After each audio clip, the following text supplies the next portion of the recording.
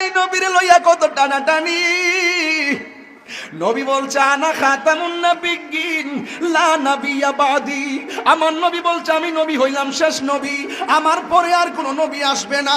আজকের বাংলার জমিনে আমার নবীর শ্রেষ্ঠ জাত এবং সিফত হলো আমার নবী শেষ নবী। আজকে একদল মুসলমান নাম দিয়া আমার নবীর শেষ নবী মানতে চাই না।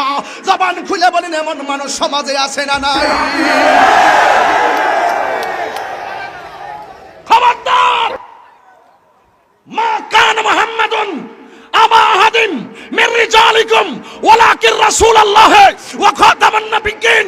আমার আল্লাহ বলছেন আমার নবী হলো শেষ নবী। নবী বলছেন আমার পরে আর নবী আসবে না। আজকে যারা আমার নবীকে শেষ নবী মানবে না, ওই কুখ্যাত কাদিয়ানীর গোষ্ঠীরা মুসলমান হতে পারে না।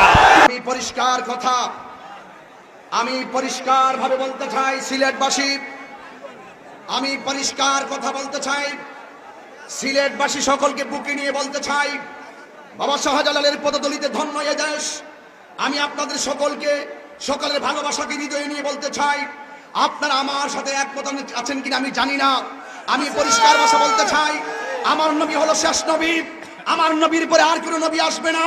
মাননীয় প্রধানমন্ত্রীকে আমি দায়িত্বহীন কণ্ঠে আজকের এই ময়দান থেকে বলতে চাই, যারা আমার নবীকে শেষ নবী মানবে না, ওই কুখ্যাত কাদিয়ানী গোষ্ঠীকে অমুসলিম ঘোষণা করতে হবে।